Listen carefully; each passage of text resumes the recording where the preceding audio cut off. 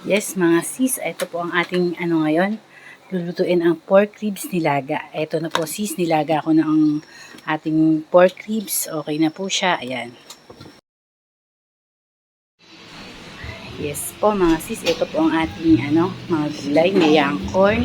Meron tayong Baguio beans, saling na saba, sayote, at ang ating pechay Baguio. Ayan.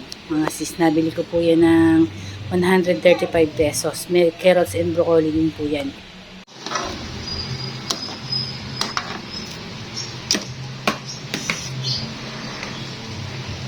Tingnan natin ang mga gulay. Yan. Saging. Sayote.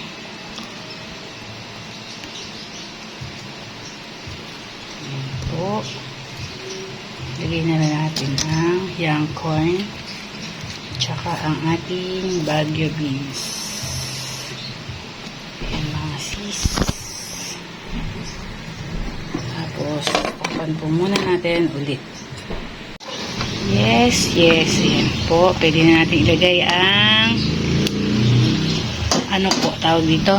Ang ating pechay Baguio. Ayan, mga sis, sariwa. Nabili ko po sa isang kaibigan galing Baguio. Isang supot lang po ng mga gulay na yan is 135. Ayan.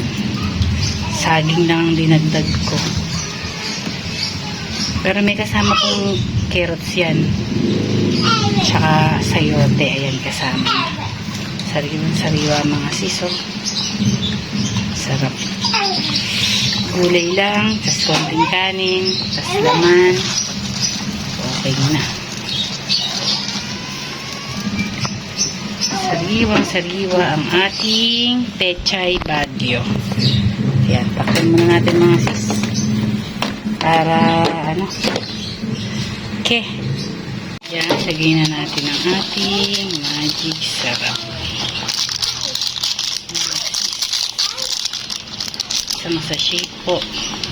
Sarap po ng gulay natin sa ating pork ribs nilaga. Ayan, takpan natin at maluluto na yan. Po mga sisi, ito na ang ating pork ribs nilaga na marami pong gulay. Kaya na po tayo mga sis. Thank you for watching mga sisi.